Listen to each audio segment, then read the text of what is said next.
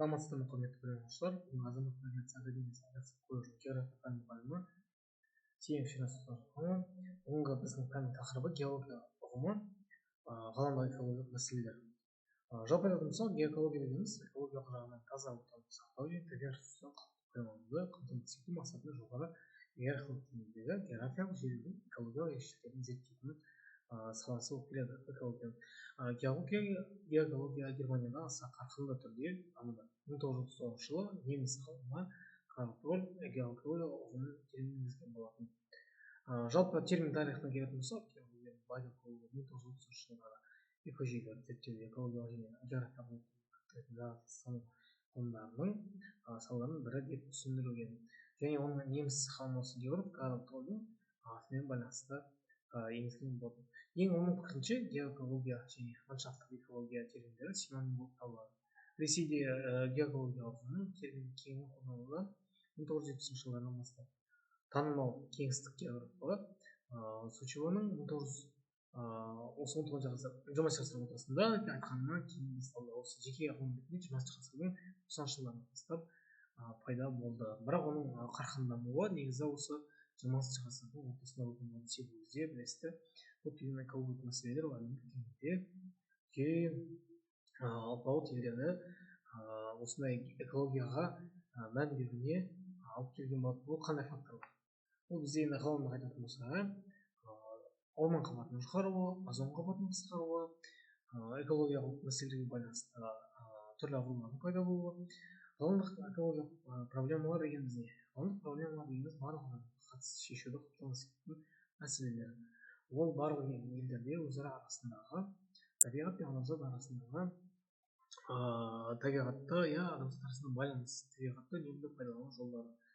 Ғаламдық экологиялық келесі сұрақтарға келетін болсақ, ол жерде шешімді қабылдауды халықаралық бірлестік арқылы шешуді талап етеді. Ол бізде білесіздер Біріккен ұлттар ұйымы, ЮНЕП деген ұйым бар, тағы да басқа осы ЮНЕСКО бар, осы экологиялық мәселені шешу бойынша әлемдегі барлық елдерді біріктіретін ұйымдардың бірі болып келеді. Әлемдік экология проблемаларына келетін болсақ, 20 ғасырдың ортасынан бастап ғылым мен техниканың жедел дамуына байланысты және ауыл шаруашылығы өндірісі, химикаттау, көліктердің көбеюі, өндіріс орындары мен фабрикалардың экологиялық нормалардан сақтамай жұмыс істеудің салдарынан қоршаған ортаның адам баласына жалпы тәрбиеленуіне жағымсыз әсерлері аталысы. Бұл енді көптеген ірі компания корпорациялардың әсерінен туындады. Бұл халықаралық корпорация нәтижесінде. Бірақ өнеркәсіптің дамуы, ол технологиялық процесс, өнеркәсіптің дамуы, экономиканың дамуына келеді, бірақ экологиялық мәселелерді туындатады. Ғаламдық экологиялық проблемалар ғаламдық және аймақтық ұлттық деңгейлерде айқындалған экологиялық проблемалардың кешені. Зор геосаяси проблеманың экологиялық қалыптылығының мынандай көріністері бар.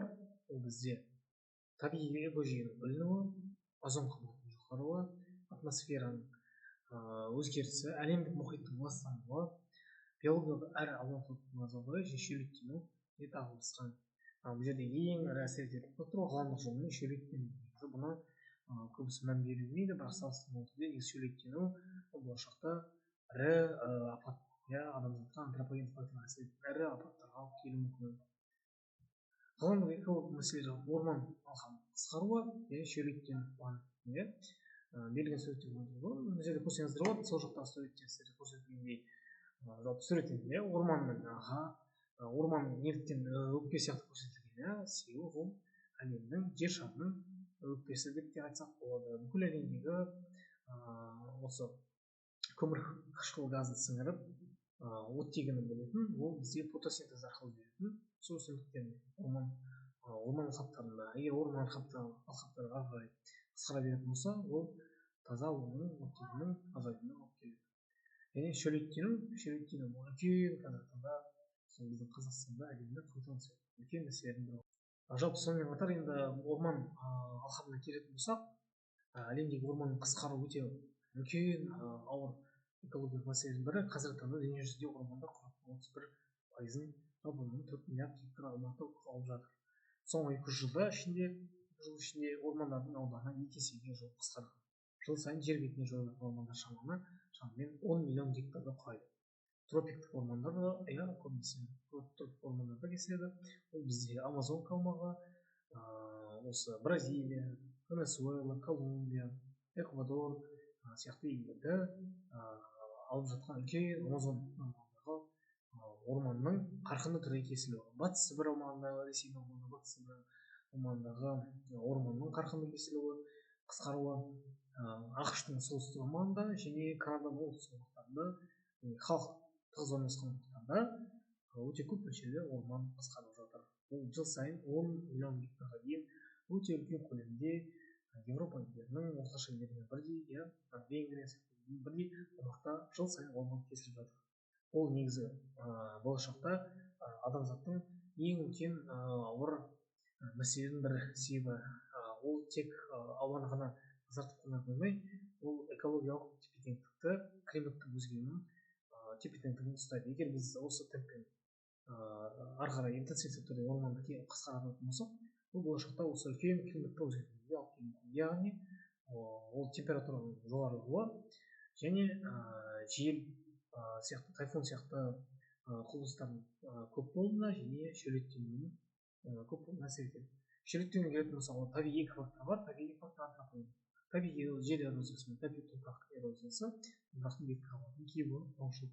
Антропогендік фактор мал шаруашылығының әсерінен өсімдік жамылғысының ортаңдануы, топырақтың тозуы, жерді есепсіз жырту, орман оталып өртелуі, жолдар мен құрылыс салу нәтижесінде топырақ жамылғысының болуы. Бұл енді антропогендік фактор бұл жерде ең үлкен әсер ететін қалалардың үлкену, күйлену, урбанизация, инфрақұрылымдардың салыну, бұлар енді осы шөлейттенудің өсуіне алып келеді.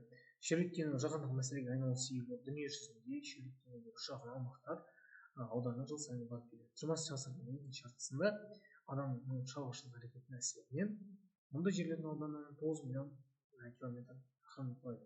Ал 30 миллион километр шақырым аумақта тұтануының алдында. Шөлейттену құбылысы дүние жүзінің 100-ден аса елін қамтыды. Әсіресе дамушы елдерде халық саны жедел өсіп жатқан елдерде жылына 6-7 миллион гектар құнарлы жердің шөлейттенуге ұшырауы тұрғын халықтан қиындатады. Бұл енді қараңыздар, қазіргі таңда әлемде 1,5 миллиардтан аса адам осы шөлейттену нәтижесінде және табиғи фактор әсерінен, антропогендік фактор әсерінен 1,5 миллион адам аштық мәселесімен кездесіп отыр. Бұл енді үлкен масштабта адамзат тарихында болмаған өте үлкен көлемдегі мәселенің бірі. Озон қабатының жұқаруы жаһандық мәселеге айналу себебі озон қабатының әлсіреуі, мұхит суларынан енетін ультракүлгін сәулелер артуы. Бұл теңіз жануарлары мен өсімдіктер арасында өлшемді тұрады және адамзаттың және адамдардың ультракүлгін нәтижесіндегі әртүрлі ауруларға алып келуі мүмкін. Бұл өте қауіпті, себебі авиация саласына айтсақ, бұл қауіптілігі озон қабаты осы темппен жұқа беретін болса, ғалымдар болжауынша 2060-2070 жылдары бір ұшақпен қозғалған нәтижесінде сіз үлкен дозада елге радиация алуыңыз мүмкін. Яғни бұл авиация саласына үлкен әсерін кері әсерін тигізеді, соны ескеру керек. Салдары терінің қатерлі ісігінің ауруы болып келеді, катаракта, иммунитеттің төмендеуі, инфекциялардың таралуы артады, ультракүлгін сәулелерінің мөлшерінің артуы, фауна мен флора азаюы және адамдарда көз аурулары мен тері ауруларына алып келеді. Сондықтан ДНК молекулаларын бұзу арқылы қатерсіз өзгергіштікке алып келуі мүмкін. Бұл енді салыстырмалы түрде ядролық қару сынақтарында түзілуіне тең десек болады. Шеш жолдары қабылданған құжаттары Вена конвенциясы, озон қабатын қорғау және Монреаль хаттамасы 1987 жылы қабылданған. Әлемдік мұхит ластануы, әлемдік мұхит мұнай қалдықтарының 80 жылдан бастап мұхит жылына 6 миллион тонна төгіліп отыр. Оның мұнай игерудың 0,23%. Бірақ қазіргі таңда бұл мәселе үлкен әлемдегі 10% өзгерісін құрайды. Атмосфералық ластануын туындайтын парниктік эффект қышқылды жағдайда озон концентрациясының төмендеуі денсаулық сақтау статистика бойынша ерте өлімнің 58%-ын жүрек ишемия аурулары және 18% өкпе аурулары, смог және көшенің циклінің бұзылуы. Бұл ластанудан туындайтын үлкен мәселелер, бұны ескеру керек.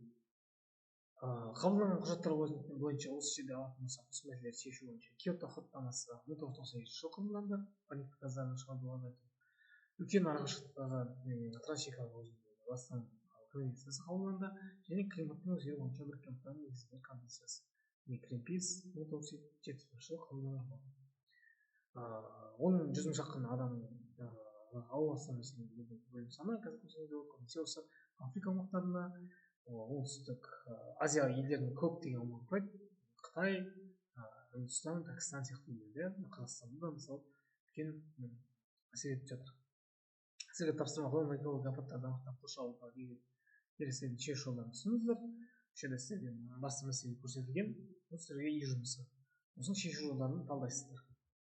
Және екінші тапсырма дүниежүзілік ормандардың жойылу мәселелерін антропогендік факторлар бойынша график түрде ұсынылсыздар. Бұл жерде мысалы ормандардың жойылу антропогендік фактор негізгі бағыттарын ұсынып кетесіздер. Сұрақтарға жауап бұл жердегі жоғары дамыған елдерде экологиялық мәселе шешу қандай дер кезінде шеше алмайды.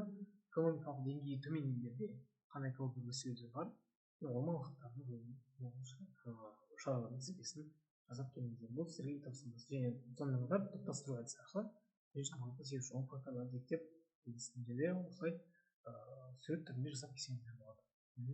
Дүниежүзі елдерінің қатты ластанған қалаларды белгілейсіздер. Мына жерде картада көрсетілгендей картаны алып ең ірі контурды картаға сызып көрсетсеңіздер болады. Жақсы, бүгінгі сабақ түсінікті болса, жақсы, қош сау болыңыз.